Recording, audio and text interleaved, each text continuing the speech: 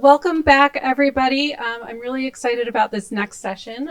We have Carrie Johnson from NPR and Evan Perez from CNN. They are both the senior justice correspondents for their respective news organizations.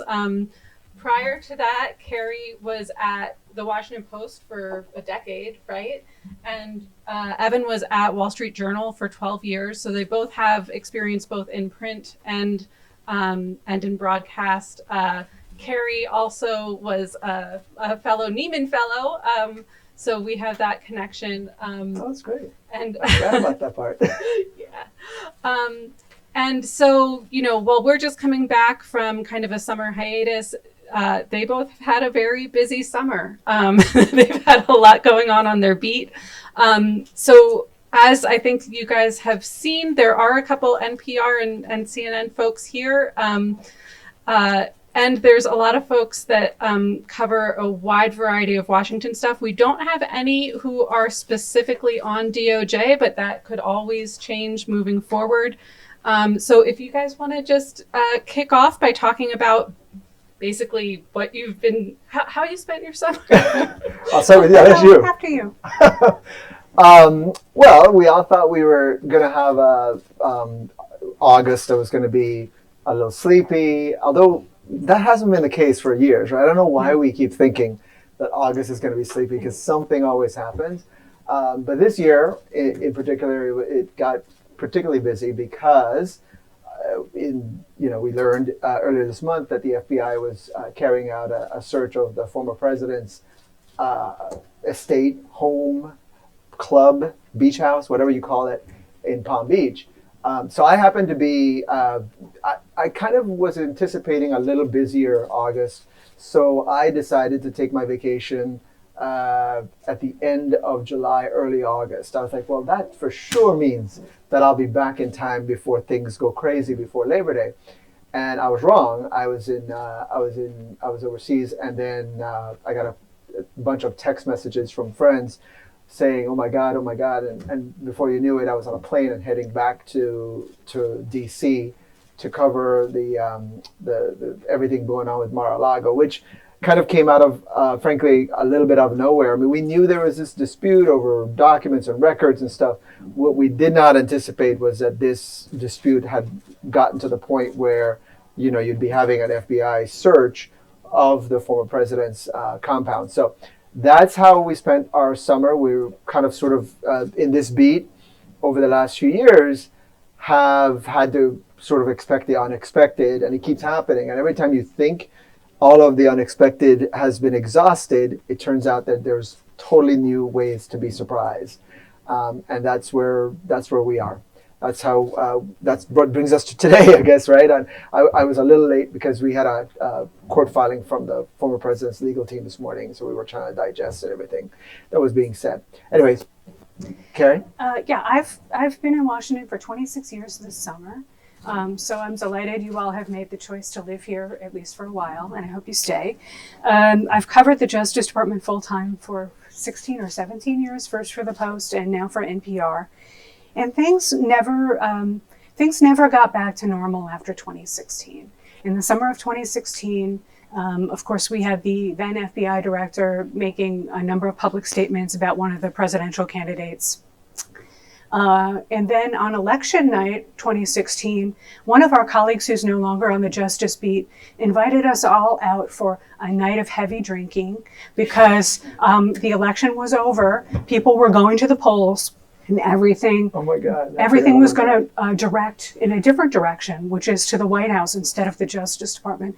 I couldn't go because at the time, NPR's digital staff was much slimmer than it is now, and because I had worked for newspapers my whole life before NPR, I wrote the lead-all.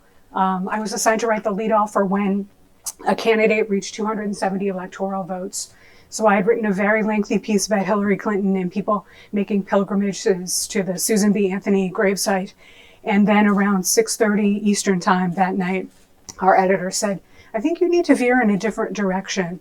And so all night, instead of celebrating with the Justice Department press corps, I was writing for the website about the election, and things never really got back to normal, of course, right? And now people who cover DOJ laugh about that because The Trump administration is the moment when the Justice Department was under more pressure than any time since the late 1960s and early 1970s, and it continues to be under pressure, even with all of the extraordinary reporting that took place from 2016 to 2020 or so. We're still learning new details now. Jeff Berman, the former U.S. attorney in the Southern District of New York, has just published a book making new allegations about how political appointees were leaning on him to take certain steps against Trump's enemies at the time.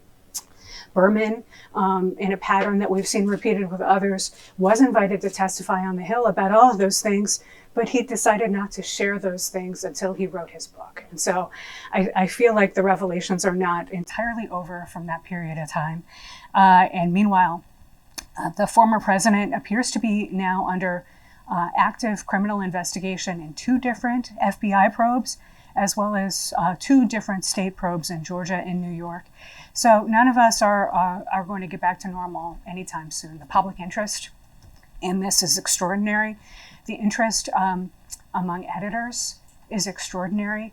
They're asking for podcasts and newscasts and show hits. As Evan knows, we start at 5 in the morning and we can go all the way up until probably around 10 at night. It's worse for him. His hours can be worse. But yeah, we have an 11 p.m. Show, which is 9 p.m. on the West Coast, so that's a big deal for us. It's a big audience on the West Coast of the United States. Yeah, so we're often getting asked to do show hits on things like the former president has filed a court document. At 11:59, 59. Yeah. And so our lives are unpredictable, as Evan said, and I wish I could say they're abnormal, but this has become what we expect. The new normal. Yeah. For the record, on election night 2016, I also was not able to make those drinks. Everybody else went out drinking, and I was stuck at the office. We didn't know. Yeah. And then things started turning pretty quickly in the evening, and we all started getting the sense that something was not as the script had been written. So. And it has been continued, and it has continued since then in that direction. Anyway, so that's our story. Yeah. So obviously, I'm not asking you to, speculate too much, but what are you kind of expecting? The next 6 months, through past the midterms, through the end of the year. Well, I think the normal. Again, back to the word normal, which we're going to abuse a lot today in this discussion. I think the normal thing is that the Justice Department goes through a quiet period before an election, whereby prosecutors tend to try to not do things that might become public because they're not allowed to, because it might be interpreted in a way to affect an election, right? So normally that's how things work. Under the current situation, though, we're going to have continued disturbance of that whole policy because, we have a judge in Palm Beach who has decided to create this whole new set of litigation issues. And so at least for the next couple of weeks, and then possibly through an appeals process with the 11th Circuit in Atlanta, possibly the Supreme Court, we're going to keep getting reminders. I think for Republicans who may have wanted to forget about Trump for between now and the election, it's a complicated thing, right? Because the most popular figure in their party is involved in this, very intense dispute with the sitting government over whether he still has the power as the former president to keep things from the current executive branch. It's a very fascinating, actually, it's a very novel and interesting from a legal standpoint as people who cover the law. It's a completely geeky legal thing that we are covering, but people have just insatiable appetite for it. You can see it, that people are just really intensely following the story. And so that's what I think we see going forward for the next few months. Certainly we're going to see that play out. And then once November comes and after the election, then there's a whole bunch of things. There's a lot of investigations that have political nexus that we're kind of waiting for answers on, including possibly people related to the former president who are under very clearly very under investigation, clearly very possibly going to get indicted based on everything that we've seen publicly. You know, they've been their houses have been raided and so on. So clearly, those people have legal jeopardy ahead of them. That could be coming after the election. There's an investigation of Hunter Biden, which is sort of crescendoed and is waiting for somebody to just decide what they're going to do. There's investigation of Matt Gaetz, who is facing allegations of child sex trafficking. So, you know, not just the Trump stuff. There's a lot of politically hot button investigations that are sort of on hold, even while this politically tinged legal fight is going on in the court in Palm Beach and beyond. That was a beautiful summary. The only thing I'd add to that, just to have something to say, is we have 2 trials alleging seditious conspiracy coming up in the federal court here in D.C. One appears to be on track for late September, involving the Oath Keepers and Stuart Rhodes. Stuart Rhodes just tried to fire his attorneys and substitute in a different attorney. The judge late last week said that was not going to happen, and that he expected to see them in court starting September 27th. And then there's another trial against former leaders of the Proud Boys, also on seditious conspiracy, supposed to happen in mid-December, may kick into next year. And of course, the grand jury, there are multiple grand juries in the federal district court here in D.C. hearing other evidence that appears to relate to January 6th. There are new waves of subpoenas going out to fundraisers and other people connected to one of Trump's super PACs. And all of that is percolating, and I think the Justice Department always takes much longer than you think to get anything done, much longer than you think. And this Justice Department is no exception. In fact, they're meticulous sometimes in an excruciating way for people who just want to get the show on the road. But they do wind up getting a lot of things done in that building, and I think it's going to keep us all very busy into next year, for sure. Great. So obviously covering DOJ is very challenging. It's also one of those beats where there are not a ton of people on it in each individual newsroom. A lot of, very few have like a team to throw at it. A lot of times you're kind of the sole person holding it down. How did you all get your start covering justice? Is it something that you knew that you wanted to do? Do you think nowadays people need to have a law degree to be able to get in there and do it? If you could take off from there. Let's let you go. I got hired by the Post in 2000 when the editors of the Post thought that Washington was going to become a technology hub similar to Silicon Valley. That could not have been more wrong, obviously. And so I spent a lot of my time in the far out suburbs of Northern Virginia interviewing people who were salespeople, which is not at all of interest or orientation to me. And then September 11th happened, and then the economy totally crashed. And a number of companies that had been engaged in widespread accounting fraud and other fraudulent activity began to be exposed because the economy was so bad that they couldn't hide it anymore. And that was my opportunity to spend the next 6 or 7 years traveling around the country for the Post, covering federal criminal investigations and trials across the U.S. South and New York and some other places. It was maybe the happiest part of my career. I love covering trials. I love covering fraud. There's something there's something just in the American storytelling nature that loves hearing about cons and exposing cons and bringing con men to justice. Mostly men, but sometimes women. And so that was a brilliant period for me professionally. And then the Justice Department stopped bringing major corporate fraud cases, and I stopped getting on the front page of the Post, and that was not what I wanted to do. So I started to cover the Justice Department. And I naively thought that covering justice and sometimes the Supreme Court meant that I would be insulated from politics. Things have not worked out that way at all. Not even a little bit. And the joke's on me, right? I've covered DOJ now for over 15 years. At the Post, we had a couple of people. At NPR, we have 2. Evan has 175. The New York Times has 6 or 7. The Post has 6 or 7. So we are small at NPR. We try to be mighty, but I'm not always mighty. If I sound terrible, it's because I'm tired. Yeah. I totally get that. My start on the DOJ beat, I came to it from a totally different place. I mean, I began my career down in Miami, working for the Associated Press. I ended up at the Wall Street Journal, and I began as a, completely deathly afraid of business journalism reporter. I was completely like, this is not what I want to do. First of all, I don't know how to read a 10K. I don't know how to read a 10Q.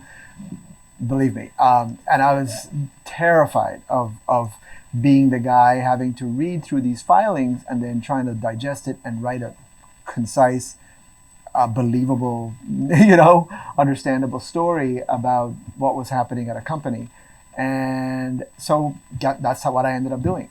Because of course, the thing that most terrified me was the thing that I ended up spending time trying to figure out and try to understand. And then I really fell in love with covering companies. I actually fell in love with, I covered some of the a little bit of the fraud stuff, like the collapse of MCI and all those, the Richard Scrushy trial, Health South.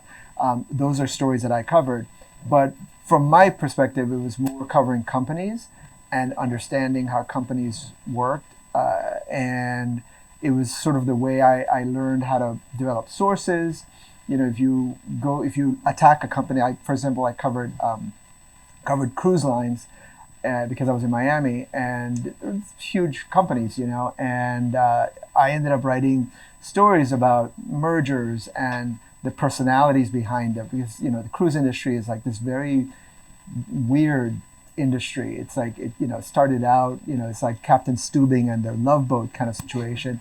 But they there's like all they're these, too young to understand what that is. right? I know, you don't have to Google it. Okay. You're gonna have to Google it. Yeah. But I, from my perspective, learning to do sourcing in that context has completely, translated on the Justice Department beat. You learn who are the people who are more likely to tell you stuff. Well, it's people who have a vested interest in that thing that you want to know about, and sometimes they have a vested interest in getting it out because they want to tell you because the other narrative is not what they think is right. So for me, I started out doing corporate profiles. I learned to talk to CEOs and talk to the unions at companies like Delta Airlines, for instance. And so at some point I was in Atlanta, and the Wall Street Journal bureau chief here in Washington reached out and said, "Hey, I know you're kind of hoping to go to Mexico City to go be the Mexico City reporter that we're thinking might happen in the next year. But how about a detour to Washington? I mean, while you're waiting for Mexico City to open up, you could come here and help us out because we're in a tough place." The Journal was transitioning from being like the second read, the storytellers of 5,000 word stories where 2 or 3 days after the news you kind of get this behind the scenes look, to being like, we got to do a story today about what just happened. And so I was part of that effort, which was to cover DOJ in a way that the Journal had not done so before. And so I came to Washington, and I'll tell you, the part of for me, was just the terror of every day I would walk out to my front steps to pick up the Washington Post and the New York Times, and it would be basically it would be a walk of like, what do they have that I don't have? Because I knew nobody, I knew nothing, I didn't know anything about covering DOJ. And your colleagues, had amazing stories about some of the excesses of the war on terror, which was, of course, the top story of the time, right? And some of the things that Jim Comey and people were fighting behind the scenes were starting to come out. And I knew none of it because I knew nothing about how to cover this department.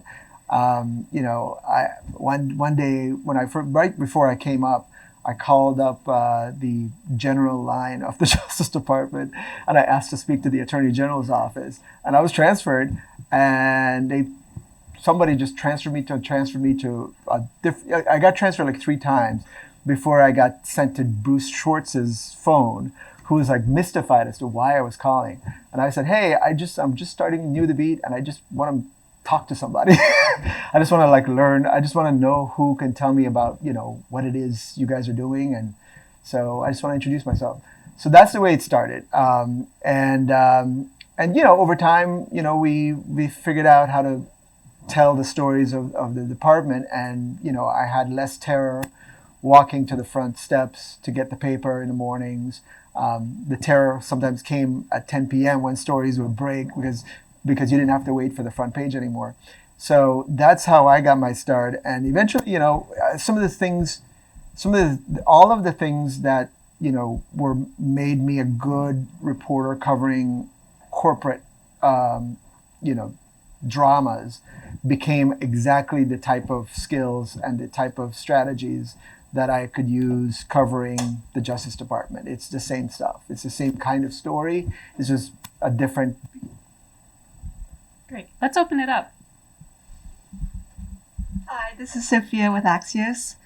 My question is and obviously not to ask you to talk about your sourcing, but in this investigation, anyone who talks to you they could go to jail for talking about, active investigations. Like, for instance, Jay Bratt is heading this at National Security Division. He's got people under him Julie Edelstein, but for instance, they're not gonna. Well, maybe they do, but in my case, they're not gonna pick up the phone and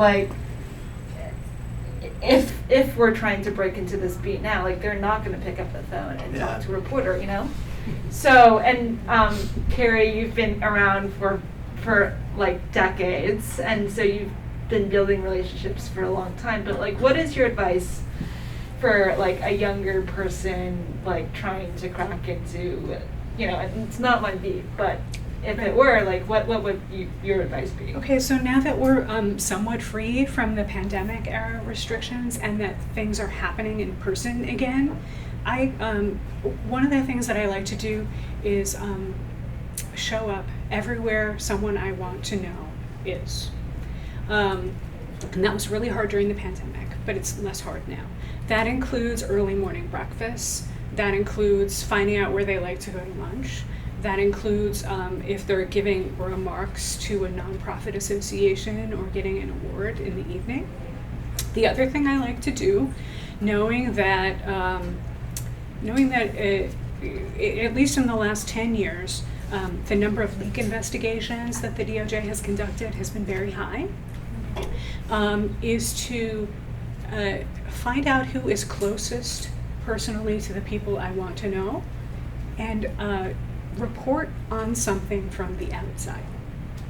In other words, people have friends. They hang out in the evenings and weekends with friends, with their spouses or partners or children. And those people can often be useful for reporters. And so often you get more reporting from the outside than you do walking up in court to someone who can't talk to you anyway and asking them bold and possibly ill-considered questions in public.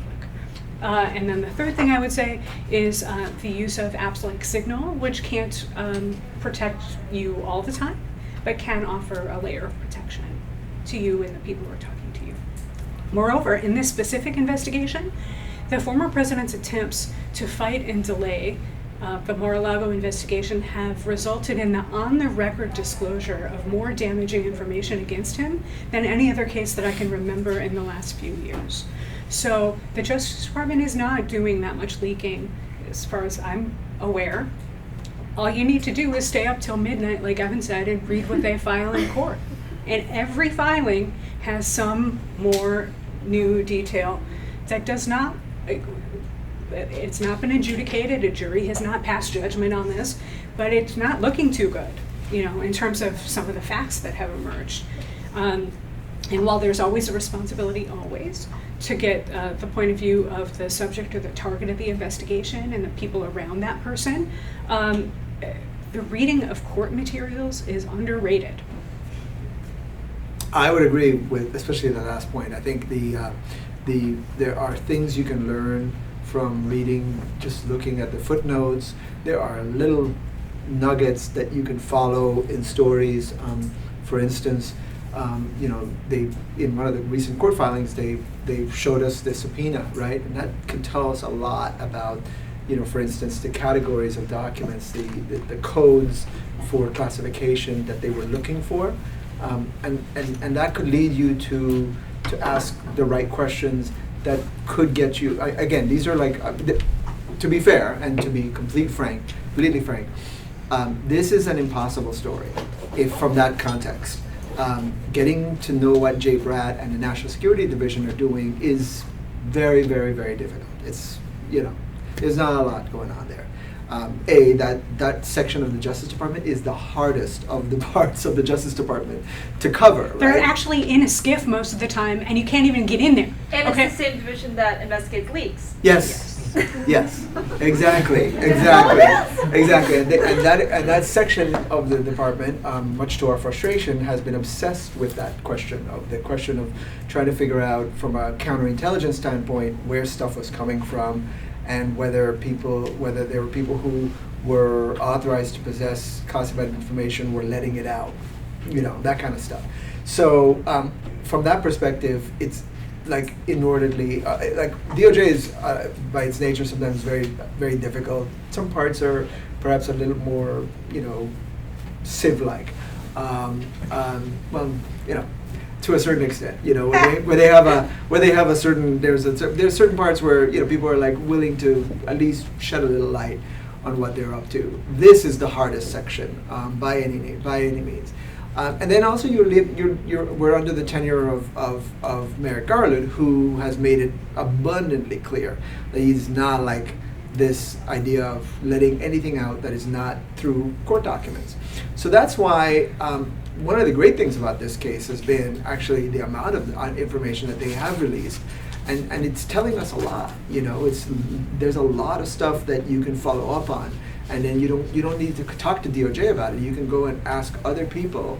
You can ask people who are former DOJ people who have experienced and who may have done cases similar to this. That gives you a little bit of additional stuff to work with. You can go to, obviously some of there's a lot of witnesses now.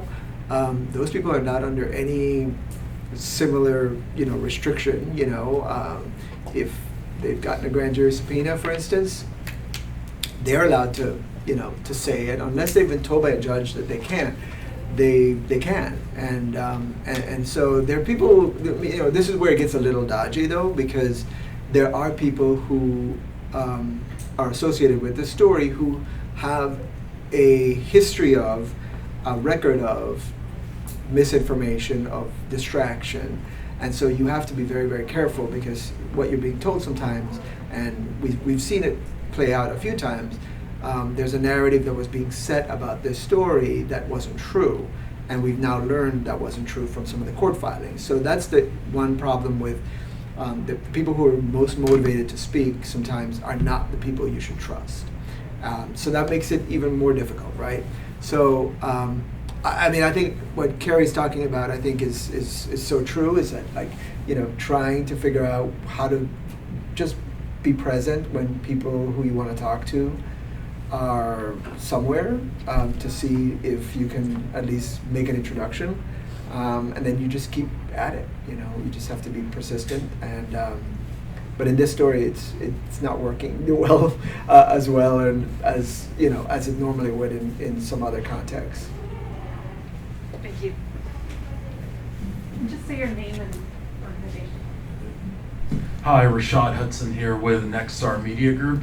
This question, first one's for Evan, and then Carrie, you can chime in as well. I have a TV background, so how do you keep stories from the DOJ interesting from a TV perspective, other than the story about the former president because of the public interest, but other stories, because sometimes there's a lot of legal jargon. Sometimes it's deep in the weeds. And as you know, with TV viewers, they'll just change the channel. So how do you keep those stories interesting? Yeah, that's a great question, because it was something that I was confronted with when I first moved from print to TV.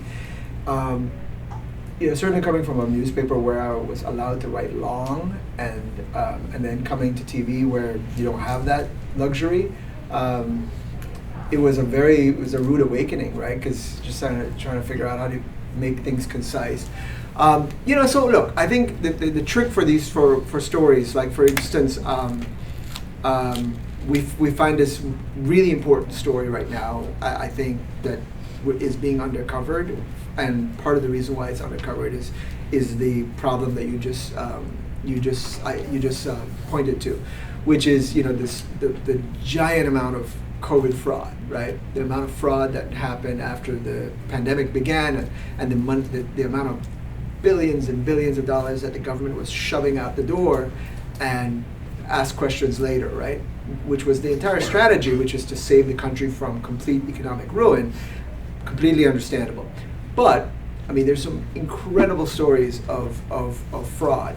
And so we've done a couple of those, where, you can find examples to highlight the craziest examples of the kind of stuff people are buying with their stolen money, and use that to sort of make that the punchier lead of the story, and then back into so far they've identified 17 billion in fraud, that kind of thing, as the way to tell that story. It is a story that's very difficult to break through. It's very, very difficult, but that's one way that I found to try to break through the general glazing over the eyes, because it's an important thing, right? The other thing is the violent crime, which is a huge story, and it's always seemingly difficult for the media, for us to cover, because we cover the instances here and there, the more outrageous stuff, and then we kind of move away. And so I think you have to find a way to make certain instances and make it, like if there's an arrest, and try to make that a story that ties together the broader narrative of what you're trying to tell. I think, as you pointed out, with the saturation of Trump and the fact that even though he's not on Twitter, he's still on his social media platform and says stuff that gets people all ginned up, is a challenge. Evan and Ann know that one of the things I do for my own satisfaction is, since around 2012, 2013, the slow middle Obama years. Oh, how I miss the slow middle Obama years.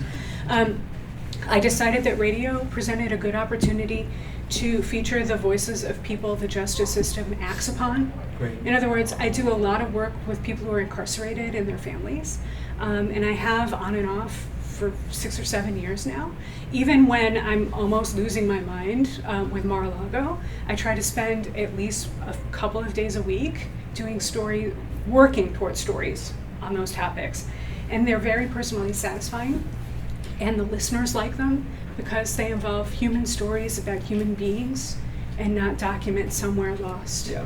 Or whether Trump is going to get away with something or not, right? And so the most satisfying part about that, in addition to talking with human beings, which is not to say that our sources inside the Justice Department or the White House are non-human beings, they're non-civilian human beings, right? Is that every once in a while policymakers actually listen to those stories and do something, and then I feel like my career has a purpose and I'm not just sleep deprived for no good reason, Yeah. Yeah, those are great stories, by the way. I mean, that is true. I love that, and it's something that I think I wish we could emulate. I think we probably should find a way to do that. Hi, my name is Candace. I'm a reporter for the 19th. So I'm a general assignment reporter for the 19th, but I think my dream would be to create a beat there that's focused on, it's a working title, but something in the realm of gender, legal affairs, but also working in like courts and incarceration. I know that's a lot, but I just have a lot of interest in all of those areas. But anyway, Carrie, to the point you were making about incarceration and families, that's something that I've been particularly interested in right now, and I don't know, it's a little difficult, just trying to figure out ways of breaking into that system, and then also, trying to gain trust of these families that have been a lot of times hurt by the systems. Do you have like advice for starting out like that, especially given that it's not something that's my full beat right now? Sure. Understanding fully that you have a lot of other competing responsibilities, what I would recommend that you do is find reporters or news organizations that do a good job of that, and just keep reading. You don't have to do anything other than educate yourself with what kind of the issues are out there, figure out where people are flocking in terms of the stories, and then find gaps, right? And those gaps are where you can position yourself and your good story ideas. As far as sometimes very difficult conversations with people who are experiencing a lot of pain and suffering, I try to keep my mouth shut a lot. And I spend a lot of time, when I started out reporting for print, and I grew up in a very loud ethnic family. So I used to do a lot of and interjection. You can't do that if you want to do a TV or a radio story, so you have to do something else. And what I do is I just look at people, and I, without making a lot of noise, I try to demonstrate that I'm hearing what they have to say. And I am happy to go with the speed at which they're ready to speak, and to come back again and again if need be. And to keep them posted, and at the start to explain who I am and what I'm doing and how this is going to go, and answer any questions they have along the way. The pointer and maybe this fellowship, and I know Anne can direct you to a lot of resources to prepare yourself to do those kinds of interviews in a sensitive and productive way, which are all wonderful. But like the act of listening to someone very intensely and understanding them can be helpful. Not always, but often. I can also testify that Carrie's practice of that extends beyond interviews, because there's no one else that you want in an audience when you're giving a talk than Carrie, because she'll be there nodding along to everything that you say, which is really great. Caitlin. Hi, I'm Caitlin with CBS. What tips do you have on better understanding the legalese of court documents or court hearings? How do you get better and faster at that? Oh my God, it comes in practice. And, we have, one of the things that I thankfully have on my team is, we have a couple of people who are court geeks, and who have like great memory of, oh my God, that argument seems like something I've seen in this other thing, right? So, I spend a lot of time reading these things. I read them once, I have to go on air and I have to quickly sort of condense what is important, and then I come back and I spend time going line by line, going through it again. Every footnote is important. You have to read every footnote. And there's a reason why footnotes are important, is because often they're trying to tell you something. They're trying to draw your attention to a paragraph in the brief that comes from somewhere else. And I think you should, obviously in our sort of modern parlance, right, of like the way we read things now, you can just click on that link and then that would take you to another page where you can read that entire filing, right, or that previous opinion or something that they're basing that on. If you're reading it on Pacer, it doesn't work that way. So you'll have to like go and Google and look up the law reference to see what that refers to, and then read the brief on that. And so you might end up, on a court filing like one that dropped today, you'll end up spending several more hours looking up every single reference to understand where that that position that they're taking, that argument that they're taking, where that comes from. And it can tell you a lot. It can tell you a lot about the litigation strategy that they're pursuing.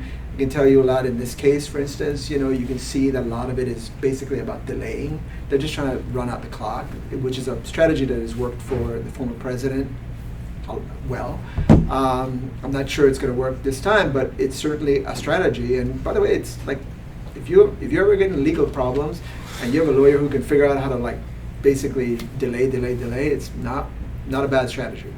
But so that's how, it works, right? It can work. It can frustrate. You do run up your bill. It runs up your bill, but if let's say you have a lot of money, then obviously it's maybe not for everybody in this room, but so that's kind of the strategy for me, at least in attacking these filings.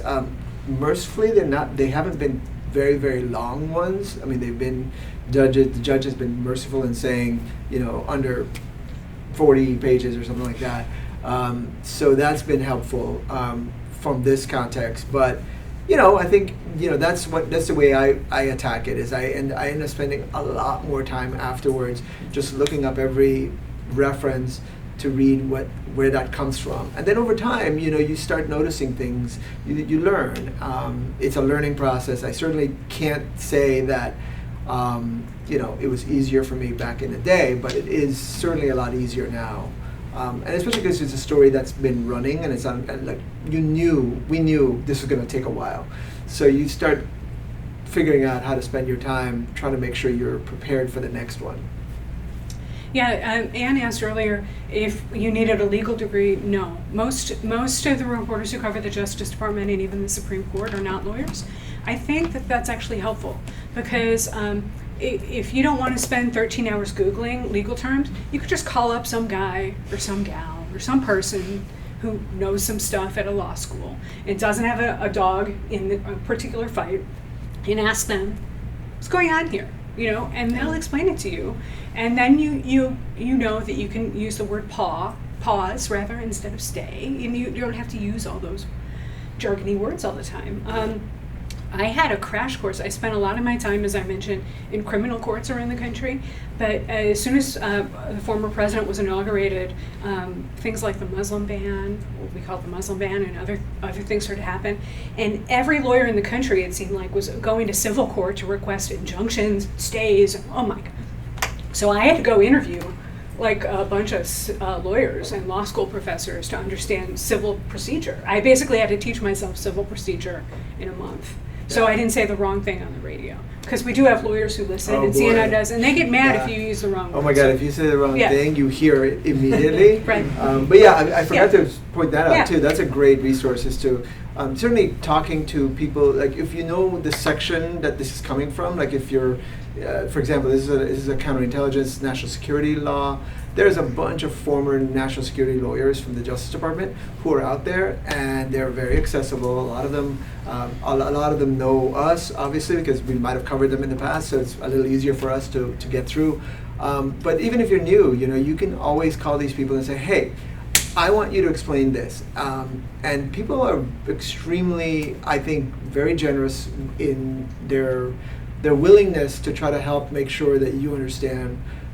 Being new, gives you a little bit of an advantage sometimes because people, I think, want to help, and I think people want to help, and also people in any job, but certainly in law, they often just love when someone says, can you explain this to me? And they will. The other thing, I'm going to give you this tip. It's worth $10. If you call a lawyer, a trained lawyer, somebody who's been in law school, and you need a general lay of the land, you say to this person, words to the effect of, I need you to help me issue spot X. Okay, that's a shorthand to say, what are the legal issues here that are in play, and explain to me whether there are any cases that are famous that relate to whatever I want to know about. Mar-a-Lago, the Muslim ban. EMTALA, which is the Justice Department's litigation against Idaho over abortion, and emergency access to abortion. Issue spot is a short way to explain to a lawyer that you need help, and they know how to do that because that's what law school teaches them how to do. Hello, my name is Matt. I'm with the Washington Post, and I actually don't live in DC. I live in Atlanta most of the time, where one of the things I do is like cover the special grand jury inquiry down there. So I'm curious from y'all's perspective as people who are like very veteran, cover the DOJ for a long time, what is the biggest differences between like state, local, and federal investigations, whether they be civil or criminal, and how do they interact when you guys see them interact like that? Like obviously, you know, folks are doing state investigations of the same things that the DOJ is doing. How does the DOJ deal with that? How do these things overlap, and what's the intersection of the law in this federalized country? Yeah, I mean, so there is no, you know, one way it can go because it all depends. I've covered instances where, you know, state investigators are chasing something and the feds are also chasing the same thing. And they get in the room and they're like, okay, let's all figure this out together so that we're not working at cross purposes. And then I've covered stories where the feds are basically like, talk to the hand, nice little investigation you have going on there. We're gonna do our own thing. And so, you know, so I've seen it go both ways, right? Where you have real rivalries. You know, during the Obama administration, there was a very aggressive and very ambitious Attorney General in California who was trying to pursue some of the things that the Justice Department was trying to pursue. And then there was another ambitious Attorney General in New York, and the two of them, and then there's one in Delaware. One was Biden, one was Kamala Harris in California, Schneiderman in New York, and getting all of those people together with the Justice Department, which was also investigating some of the same things, was a huge cluster, right? It was a huge problem. Eventually, they sort of they reached terms. In this case, in the one that you're dealing with, you know, it doesn't look like, you know, there's a lot of sharing that's going on. Maybe they're sharing one way, you know, from the Georgia side to DOJ. DOJ seems particularly to be playing their cards close to the vest. And I think part of the reason is, you know, a lot of state investigations tend to be perhaps the politics, you know, play a bigger role, even if everybody's trying to be as, you know, nonpartisan and as straight and narrow as they want to be or as they can be. You know, you often have, you know, you have a DA who is holding a fundraiser for the rival of some, you know, that's problematic, and it ends up causing problems for an investigation, which you've already seen, right? And so from a Justice Department standpoint, they don't want that. They don't want that mixing in with their thing because it could cause problems for the legitimacy of what they're doing. So in this context, I think you're seeing it play out a little differently from some others where they often try to figure out a way to coexist and to attack the same thing. By the way, you know, in the Trump administration, it was the same thing. It was, you know, the state prosecutors were doing things, DOJ were doing things, sometimes in the same vein, but they didn't trust each other, you know. So you have the same issue. Your investigation is a little different than most, right? So most violent crime is prosecuted at the state and local level. The federal government doesn't usually get involved. Right. And for most of the things that I used to spend time on when things were quiet, I spent a lot of time on civil rights investigations. And the federal government has a special role to play there because they have interests that they want to pursue in cases where local juries will not convict police officers, for instance, right? And that goes back to the end of the Civil War and the present day often. What we have with officers involved in the death of Breonna Taylor, for instance, right? And so the federal civil rights investigators often wait until after the state and locals have done their work or failed to do their work to act. But in cases involving other kind of crimes, some states and localities have tougher laws than federal laws. maybe not tougher in terms of criminal penalties, but tougher in terms of the kinds of conduct that cover. So New York State, for instance, has the Martin Act. And based in Atlanta, you'll get to know whatever state and local laws exist there that may not exist federally. Moreover, as more civil rights officials and progressives lose faith in the federal courts, as has happened, the state and local courts become more important to vindicate certain kinds of civil rights and other rights. So state constitutions and state laws are going to become potentially very important in terms of abortion and other matters, just as a high-level issue for you. Totally. Just as a quick follow-up, how have you all seen the DOJ itself and the DOJ beat change in the time that you all have been covering it? I mean, I think, you pointed to it, which is things have gotten just so political. Like Carrie, I really, really did not want to cover politics. It's not my thing, and I say that all the time out loud in my office. And then people laugh at me and then just like, oh, that guy's stupid. Because, I really hate covering politics, but that has sort of become like just the biggest cloud over everything, right? Everything is now seen in a political lens in a way that maybe Pete Williams might have seen it a different way, right? Pete Williams, of course, is the legendary NBC correspondent who just this year decided he'd had enough. Right before the Mar-a-Lago search, right by the before, way. Right. Time your exit well. Yeah, I think Friends. we need to talk to him about what he knew and when. Yeah. And right. But yeah, I mean, I think you're pointing out one of the biggest changes. I think you're asking for one of the biggest changes, and I think that would be my first thing. Would be the fact that now all of these things that the department does, even basic things, right? Like the department has spent a lot of time doing violent crime initiatives. And every one of those is seen through a political lens. I mean, it's violent crime, for God's sakes. Everybody's against violent crime, right? You would think. But for some reason, when Bill Barr was doing it, and when Jeff Sessions was doing it, and when Merrick Garland is doing it, it comes across, and you hear from members of Congress opining in this way. So even basic things like that are seen differently. Antitrust investigations, another one, which, typically would not be so politicized, but they seem to be now. So I think that's one of the biggest parts of it. And I try my best to sort of divorce it, but it's like a fool's errand to try. But I think I agree with Evan. And the other thing I would add just really quickly, because I know there are other questions, is the proliferation of social media and our editors and our listeners and readers' consumption of social media has introduced new obligations for us. So, for instance, this morning somehow or last night, I don't sleep anymore. I don't know when this happened. So the former president is going to Virginia. It means there's a sealed indictment. I mean, no, yeah. And then various people, I'm editing myself. Various people read this and then they have, do you think it's possible that no.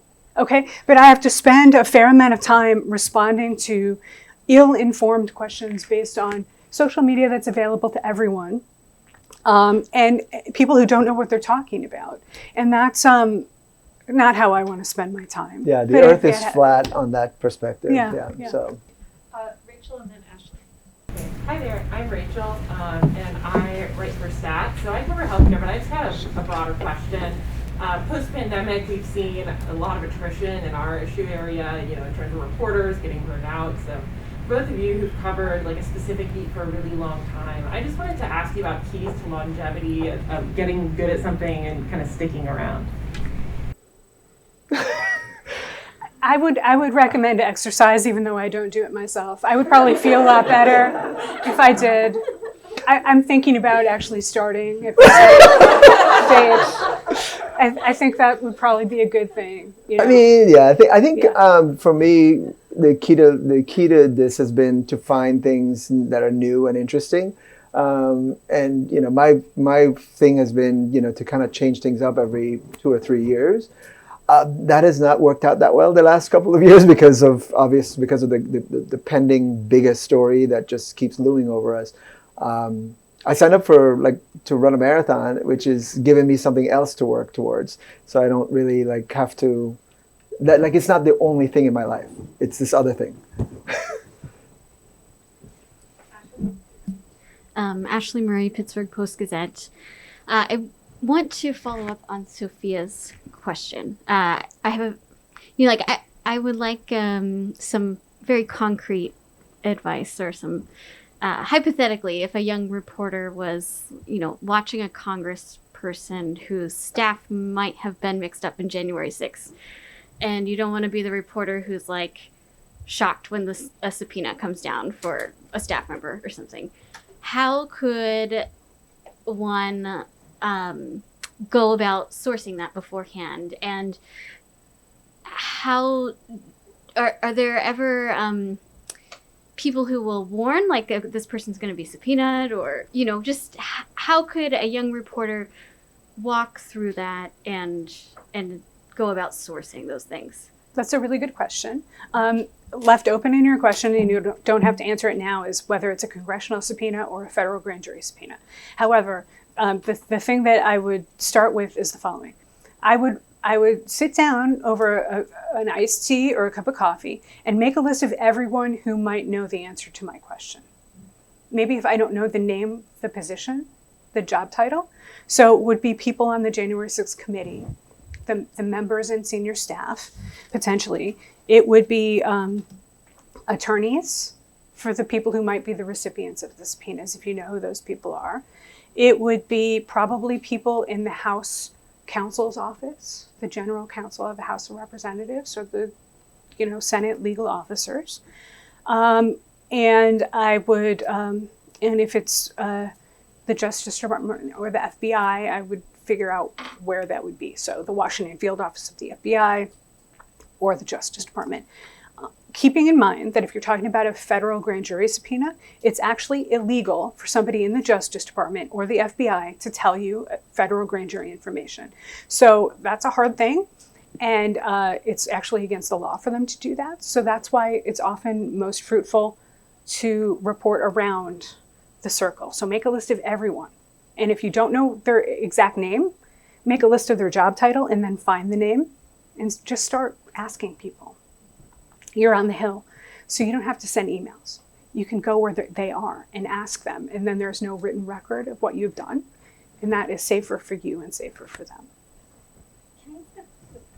This is not a follow-up. This is something totally different. When the search or raid news hit August 8th, I was like, well, some reporters are saying raid, and my editor is like, raid. He's very excited about it. Okay, and then other reporters were saying search. So I asked an FBI friend, is it a raid or a search? And that person said, if they're wearing the jacket, it's a raid. If it's not, because it was a raid jacket. So I'm just wondering how, I thought raid sounded so very sensational and exciting, the way that people above me were saying it, but then I noticed some reporters were saying search. Is this even a thing? Yeah, it is a thing, because you know why? Because people have made it a thing. Yeah. And that's right. It's a thing because no, it's true. No, I don't mean it that way. I mean it in a way because even something as basic as this has been politicized, right?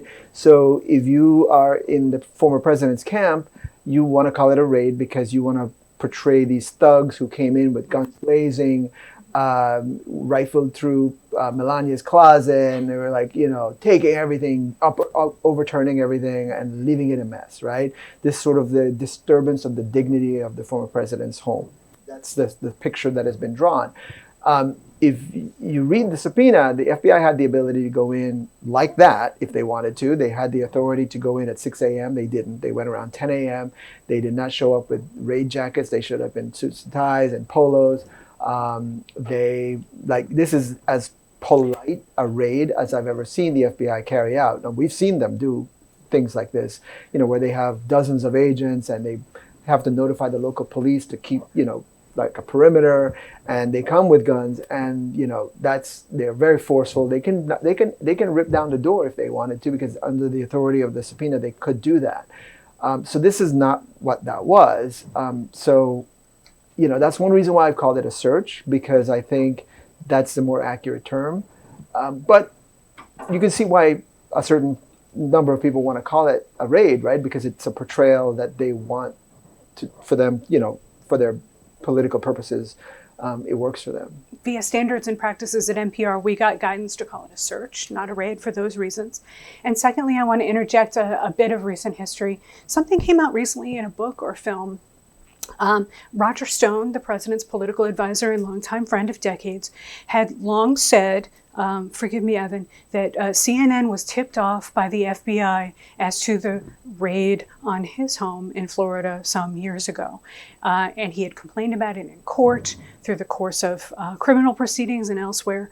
And something has just come out in the last couple of weeks, either in a documentary film or one of the new books on the Trump era, where Steve Bannon, I think, and some other Confederates of Stone actually said that it was Matt Gaetz. Matt Gaetz, I think, said that Stone likely tipped off the cameras to his own raid. And so that just goes to show that with a certain cast of characters, you need to be very careful. And they also make a whole bunch of claims about searches and raids and indignity that maybe misdirection, to put it politely. There's a CNN online, there's a story actually in which we explain how we found it out. A lot of it was just gumshoe, doing the things that reporters are supposed to do. We didn't know that it was going to happen, but we had figured out that if it would happen, it would be happening on a Friday. As a matter of fact, he had thought that because he had stopped going out to dinners. He had stopped scheduling things on Friday because he thought he would be raided. So there's a whole series of things that are not true, in the way he described it. But anyway, there's a good account of it and helpfully, Roger himself told us the day before which of the addresses we should go to. So there you go. Yeah. There's that. All right. Well, I want to be respectful of your time. Thank you both so much. Such helpful information. Thank you. Thank you.